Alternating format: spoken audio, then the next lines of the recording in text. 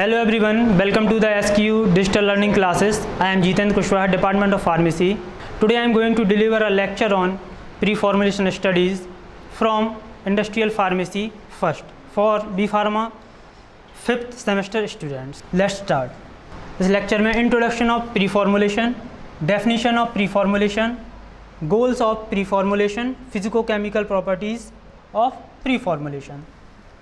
सबसे पहले देखते हैं introduction.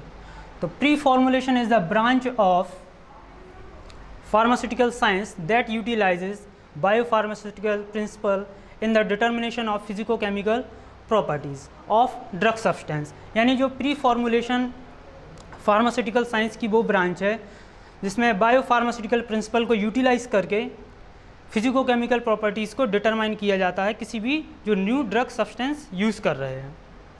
Prior to the development of any dosage form, new drug, it is essential that certain fundamental physical and chemical properties of drug powder are determined। यानी कोई भी drug को तैयार करने के पहले, उनके डेवलपमेंट के पहले फिजिको केमिकल प्रॉपर्टी की डिटर्मिनेशन बहुत ज़रूरी है।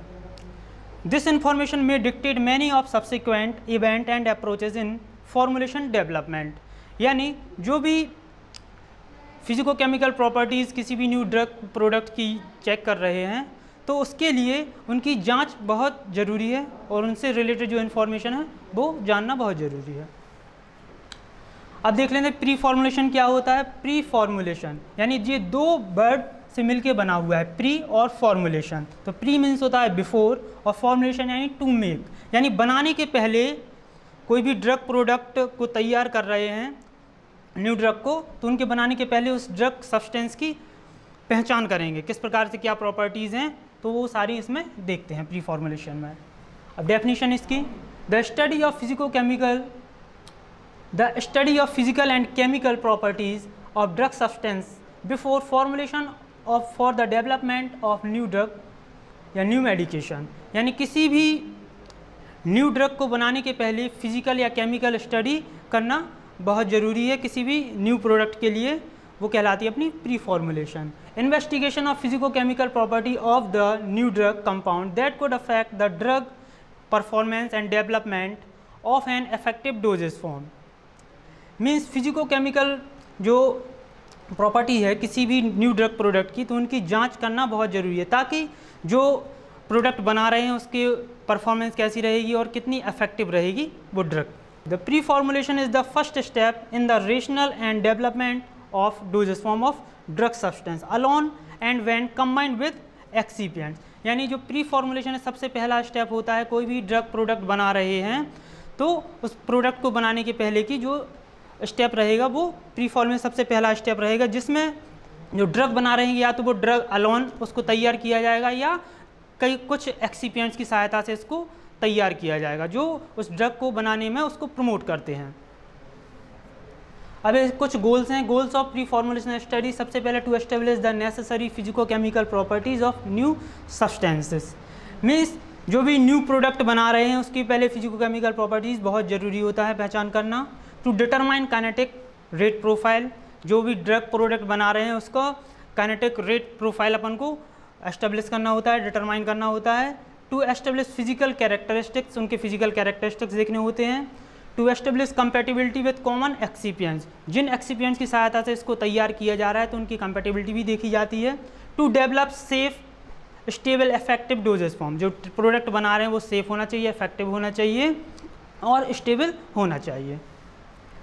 अब फिजिकल प्रॉपर्टीज़ देखते हैं। फिजिकल प्रॉपर्टीज़, तो सबसे पहले फिजिकल प्रॉपर्टीज़ में आते हैं ऑर्गेनोलेप्टिक प्रॉपर्टीज, यानी किन ऑर्गन्स के द्वारा उनको देख के पहचान कर सकते हैं, स्मेल करके पहचान कर सकते हैं, बनावट देख के पहचान कर सकते हैं, देखते हैं। तो इनको ऑर्गेनोलेप्टिक को दो भागों में डिवाइड किया गया है, मीन्स ऑर्गन्स और लेप्टिक। तो ऑर्गन्स मीन्स होता है ऑर्गन्स यानी सेंसरी ऑर्गन के द्वारा, और लेप्टिक यानी लवर्स, उनको पहचान करते हैं अपन किस प्रकार से ऑर्गेनोलेप्टिक प्रॉपर्टीज़ के द्वारा अपन चेक करके उसको पहचान कर देते हैं। यानी those property which can be find out through the sensory organ, यानी ऐसी प्रॉपर्टी जो सेंसरी ऑर्गन के द्वारा अपन पहचान कर लें। जैसे आप आमतौर पर देखते हैं उनका कलर, जो भी ड्रग प्रोडक्ट यूज़ कर रहे हैं, सब्सटेंस देख रहे हैं तो किस कलर का है, कैसी स्मेल आ रही है, ऑर्डर आ रहा है, किस प्रकार का टेस्ट है और किस प्रकार का टेक्सचर यानी बनावट है उस प्रोडक्ट की।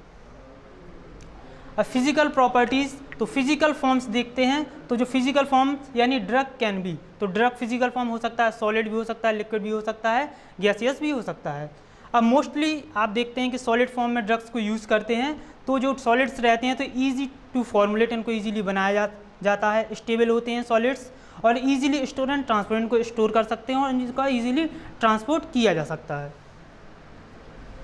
अब फिजिकल डिस्क्रिप्शन, यानी फिजिकल डिस्क्रिप्शन किस प्रकार से रहता है, तो it is important to understand the physical description of drug substance whether it is solid, semi solid और liquid prior to dosage form development. यानी जो फिजिकल डिस्क्रिप्शन किसी भी ड्रग सब्सटेंस ले रहे हैं तो उसकी फिजिकली वो कैसा है, सॉलिड फॉर्म में है, सेमी सॉलिड फॉर्म में है या लिक्विड फॉर्म में है, किसी भी प्रोडक्ट को बनाने के पहले ये फिजिकल डिस्क्रिप्शन जानना बहुत ज़रूरी रहता है। तो most of the drugs are solid material, जो अधिकतर आपने देखा होगा ड्रग्स सॉलिड फॉर्म में रहती हैं, एंड लेस नंबर और लिक्विड इन नेचर, बहुत कम लिक्विड में नेचर में पाई जाती हैं।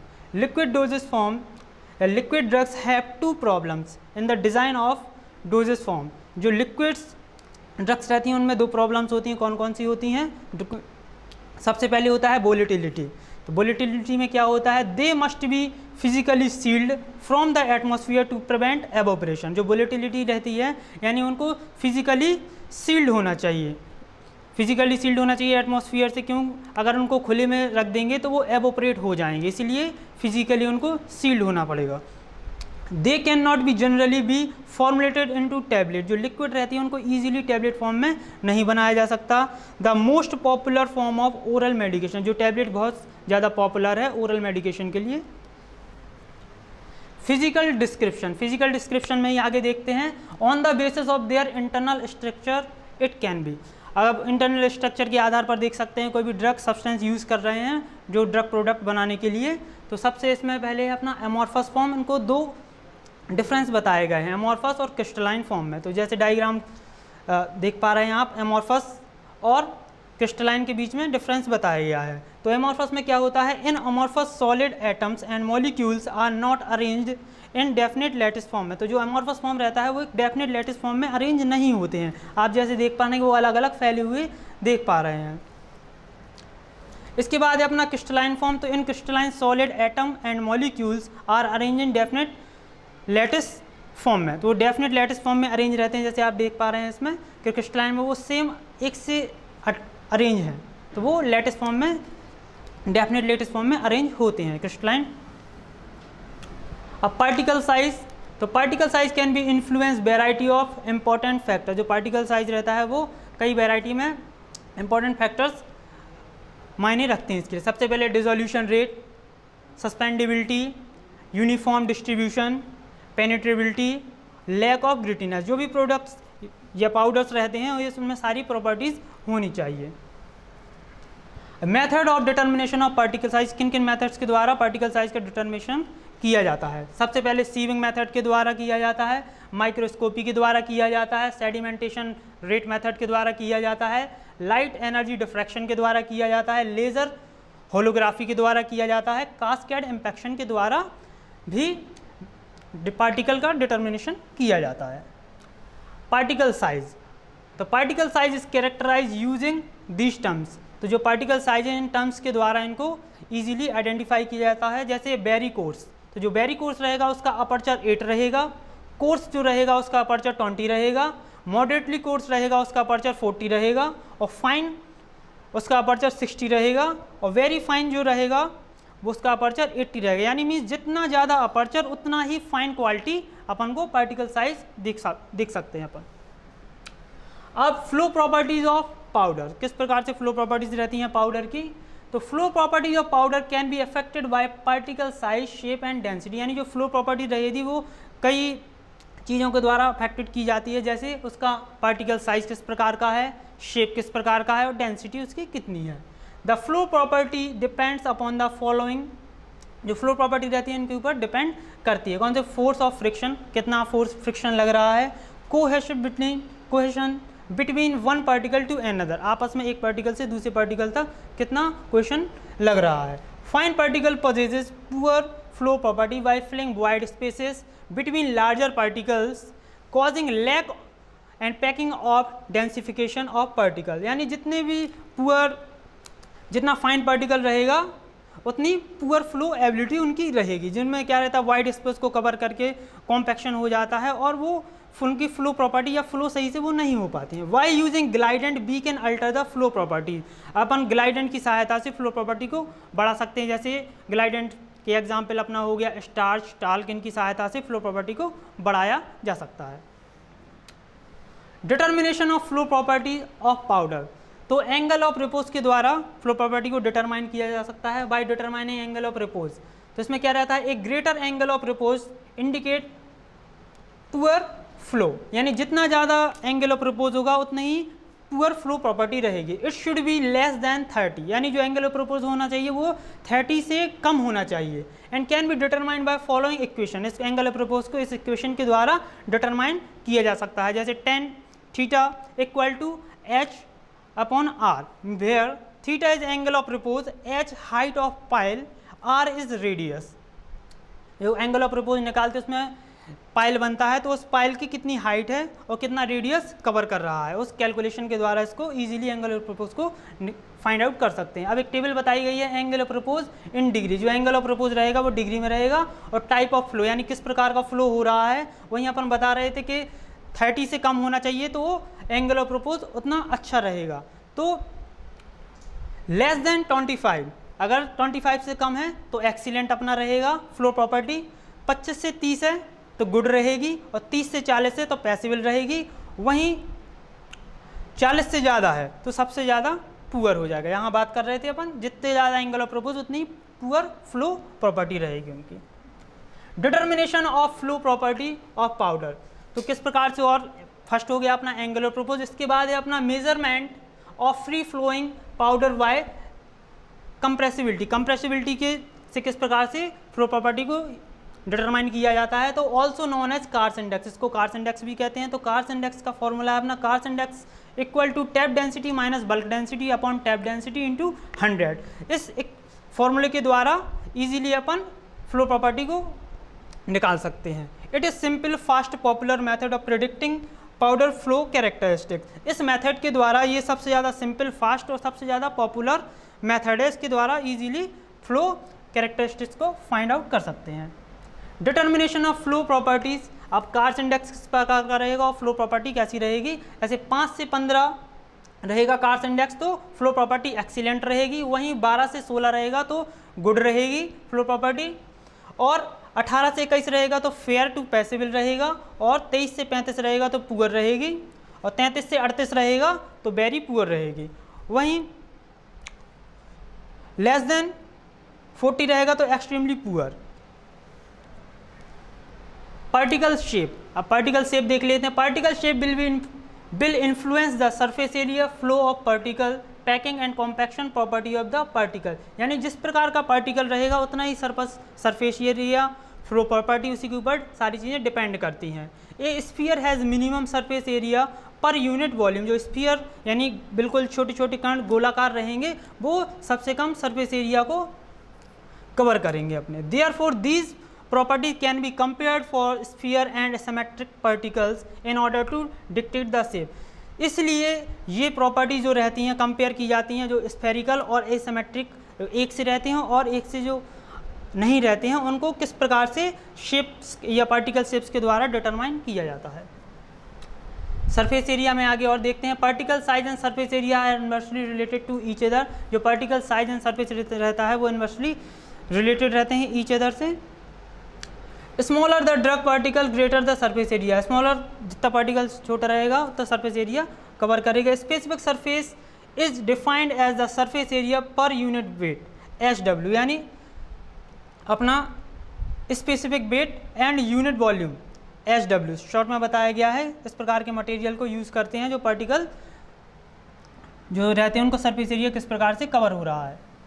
अब solubility analysis, pre formulation solubility studies focus on drug solvent system that could occur during the delivery of the drug candidate, यानी प्री फॉर्मुलेशन सॉल्युबिलिटीज इस प्रकार से फोकस की गई हैं कितने पार्ट में कौन सी चीज़ मिलाई जाए किस प्रकार से, ताकि अपना इफेक्टिव ड्रग तैयार हो जाए। A drug for oral administration should be examined for solubility in media having isotonic chloride and ion concentration.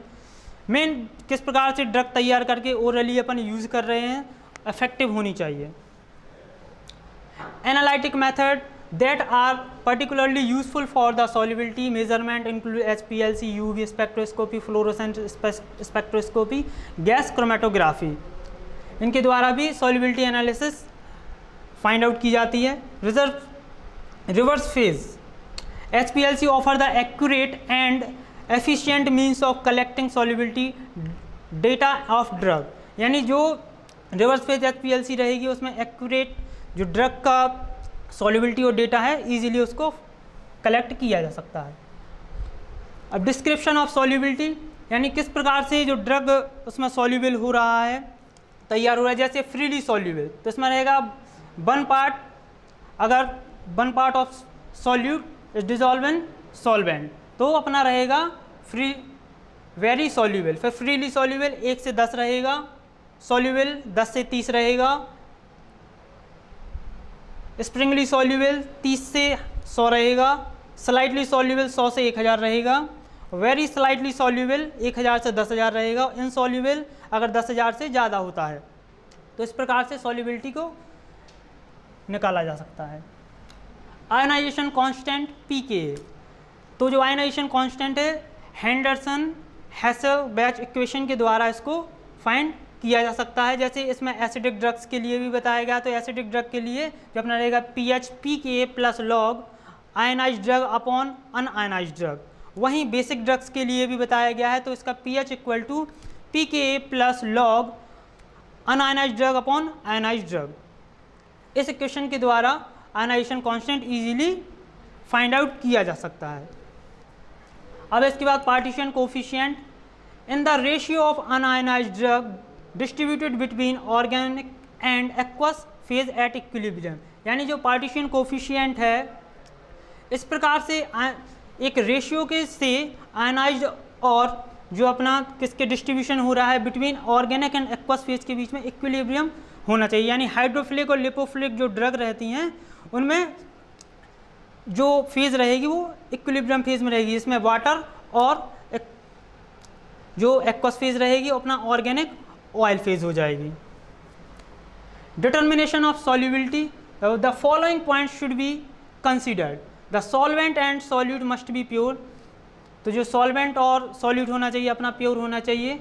The saturated solution must be obtained before any solution and removed for analysis. यानी जो product बना रहे हैं तो उसके saturated solution तो उसके पहले सॉल्यूशन को एनालिसिस के पहले रिमूव कर लेना चाहिए। The method of separating a sample of saturated solution from undissolved solute must be satisfactory. यानी जो प्रोडक्ट तैयार कर रहे हैं वो अपना सेटिस्फैक्ट्री होना चाहिए। The method of analysing solution must be reliable, जो जिस प्रकार से एनालाइजिंग कर रहे हैं मेथड का वो रिलायबल होना चाहिए। Temperature must be adequately control, जो टेम्परेचर यूज़ कर रहे हैं वो कंट्रोल वे में होना चाहिए। General method of increasing the solubility, कुछ मेथड्स हैं जिनके द्वारा सॉल्युबिलिटी बढ़ाई जाती है। तो एडिशन ऑफ कोसॉल्वेंट को मिलाकर उसकी सॉल्युबिलिटी को बढ़ा सकते हैं। पीएच का चेंज करके भी सॉल्युबिलिटी को बढ़ाया जा सकता है। रिडक्शन ऑफ पार्टिकल साइज को का रिडक्शन करके भी सॉल्युबिलिटी को बढ़ाया जा सकता है। टेम्परेचर चेंज मेथड, टेम्परेचर को चेंज करके भी सॉल्युबिलिटी को बढ़ाया जा सकता है। एडिशन ऑफ सरफेक्टेंट को मिलाकर भी इसकी सॉल्युबिलिटी बढ़ाई जा सकती है और कॉम्प्लेक्सेशन के द्वारा भी सॉल्युबिलिटी को बढ़ाया जा सकता है।